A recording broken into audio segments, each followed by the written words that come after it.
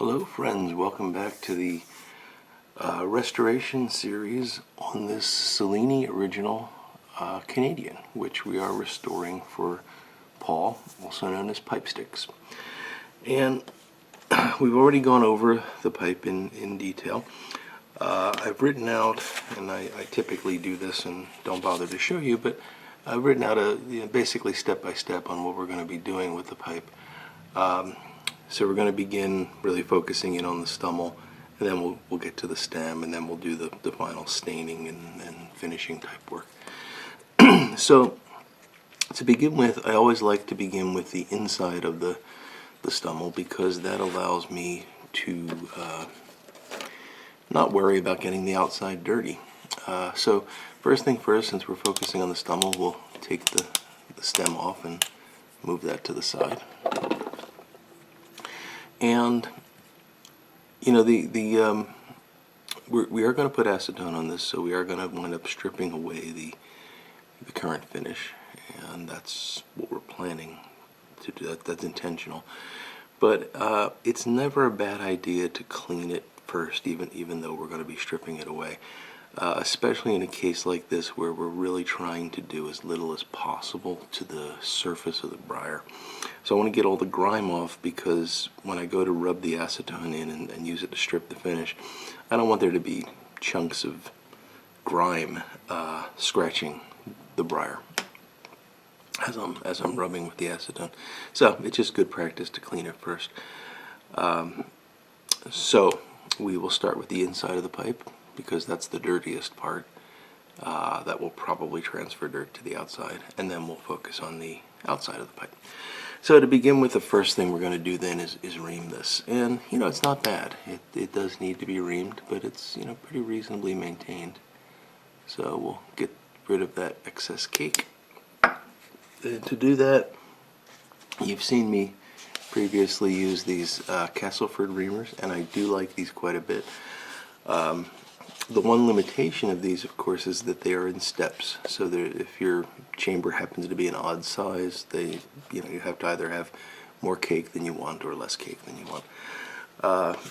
I've recently started using one of these guys. This is, I believe this is a senior reamer, and it, you know, similar to the Castleford, it has these blades that rotate, and they do have a directionality. So this side of the blade seems to be sharp. Well, it is sharp. This side is not sharp.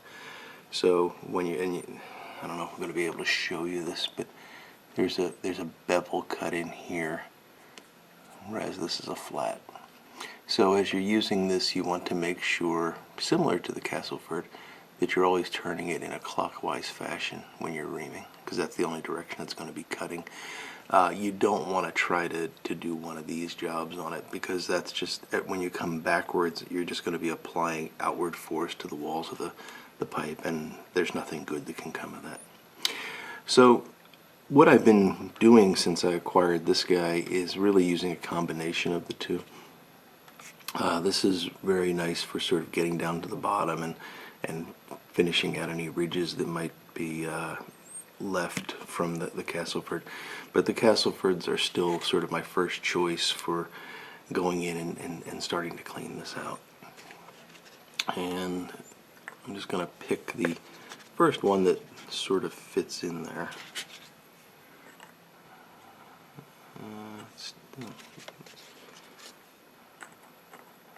Yeah, okay, so that's the 3/4, I believe. So we'll go up to the 13/16. So we'll start with this guy. Where's the handle? Oh, the handle's in the box, right where it's supposed to be.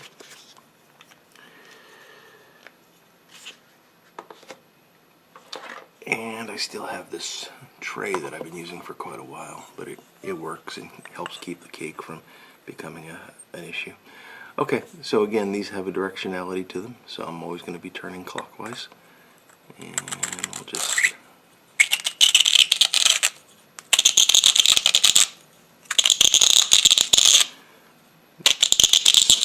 slowly working this in and trying to keep the blades as straight as possible.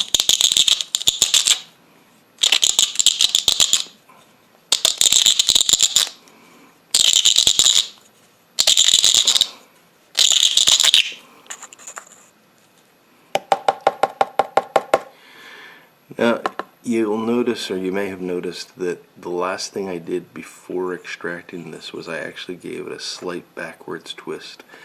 And the reason I do that is that, you know, these cutters will cut into the side, and then when you go to pull, they're bound up a bit. So by just slightly twisting it, you can actually relieve that tension, and it pulls out much, much easier.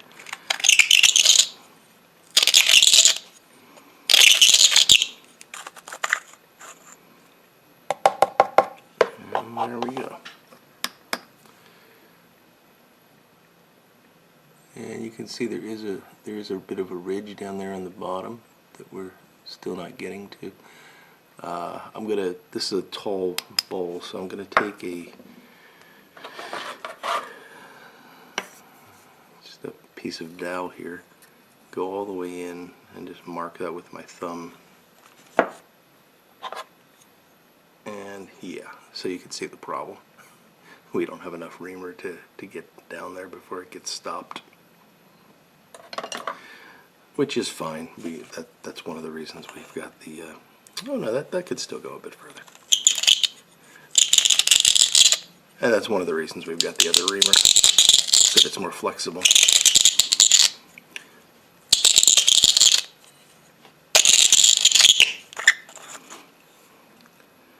I just really prefer the sort of solid nature of this, the handle that's, you know, really easy to work with.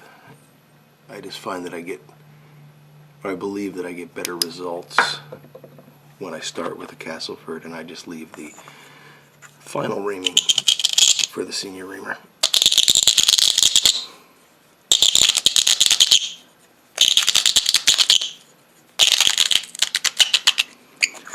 I guess what I would suggest is if you're maintaining your own pipes and you're doing a good job of it, we're getting much closer to the bottom now.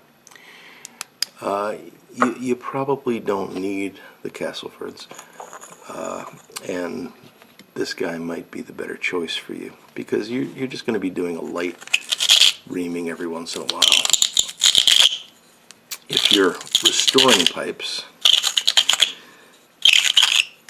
and you don't know what you're going to be dealing with, these guys just have a little bit more oomph to them, and I think are better for the really bad off pipes that need a lot of reaming. So that's why I like them for restoration work. Okay, so we've bottomed out now, maybe just a little bit further.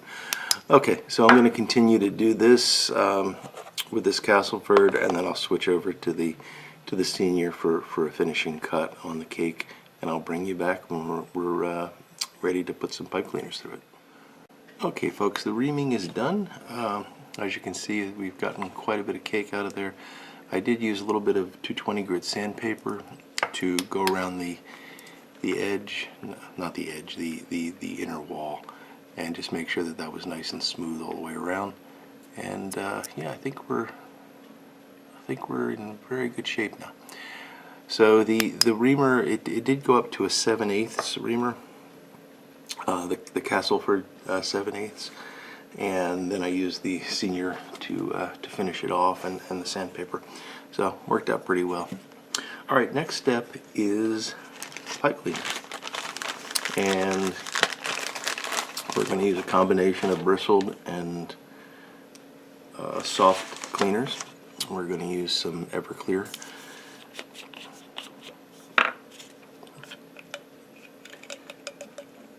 So just wet the end of this guy with some Everclear, and down we go. And you can hear that scrubbing action. That's what you want. I want to make sure the cleaner's coming into the tobacco chamber, and it is. Now this first one after reaming is always horribly dirty. It's not that the pipe was that dirty. It's just that it's picking up all that cake that we shaved off.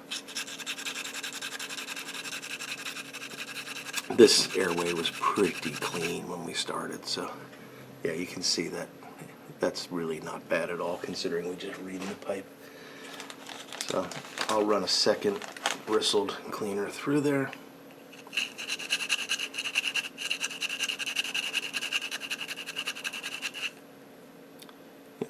really close to done, considering we still want to clean it with some soft cleaners.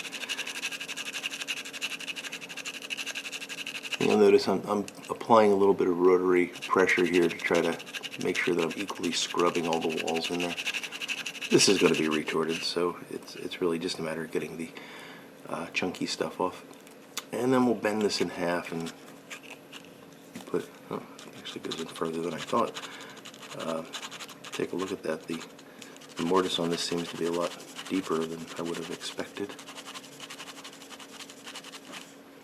Okay, yeah, it's not too bad. Let's take a look at this mortise. Sorry, I can't get the light in so I can see it. I'm certainly not going to be able to get it in so you can see it. It just seems to be deeper than I would have expected. Oh, that's interesting. This doesn't seem to have a really good shoulder to the mortise. Oh, look at how far in I can go with that. That's really surprising. Yeah, it's almost like they drilled it much too deep. The problem with that, and it's nothing critical, but it is something to watch for Paul as he's using this pipe. So that goes down to about here. This wide hole, which is what I'm calling the mortise, extends down to about here. And because of that, you just have less briar in this area than you should, because the stem is only going into about here. So you've got like ½ inch to 3/4 of an inch of excessive mortise down here. That's kind of weird. Anyway, it's not a problem. It's just if this pipe is going to crack, it's going to be somewhere in this area. So it just highlights the need to be careful when you're taking the stem out. Alright, so here's the sort of pipe cleaner history, if you will. Started off with this guy. These are all soft cleaners now. Put some alcohol on this one, and as you can see, it went through until it's mostly clean. Again, we are going to retort this. And then here I just doubled them over and did the mortise. Same thing, started off with some alcohol, and they get progressively cleaner. So we are in good shape now in terms of the inside of the pipe. If I was not going to retort this, I'd probably do another round of the soft cleaners just to be absolutely certain. But yeah, for the most part, we're okay here because of the retort. All right, so that takes care of the inside of the pipe. So the next step is going to be to use the Murphy's oil soap on the outside. And again, this is mostly just going to be done so that pardon my arm there, so that I get rid of the layer of grime that's on this, and get rid of any large sort of pieces of whatever that might be around to scratch the surface when I'm doing the more aggressive rubbing with the acetone. And you have seen me do this before. I like to put a pretty heavy layer of the soap on using a paintbrush, and in particular around the rim. It's very important. Well, it's not very important. It just helps. That will soften up this layer of carbonization and whatever it is that forms. I think it's basically a form of cake, but it's probably got a bit more tar in it than cake does, and that can be quite difficult to get off. The oil soap seems to do a really nice job of just softening that up and getting it off. And now I'm just going to put a liberal coating on the rest of the pipe. And we will do this and let that set for probably several hours, because there's no harm in letting it set, and it does continue to work for quite a while. Murphy's oil soap's an interesting substance. It apparently has no oil in it. Don't know why it's called oil soap.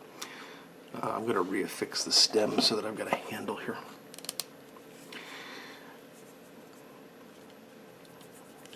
Yeah, but it does appear oily. It's very thick and oops, trying not to make a terrible mess here.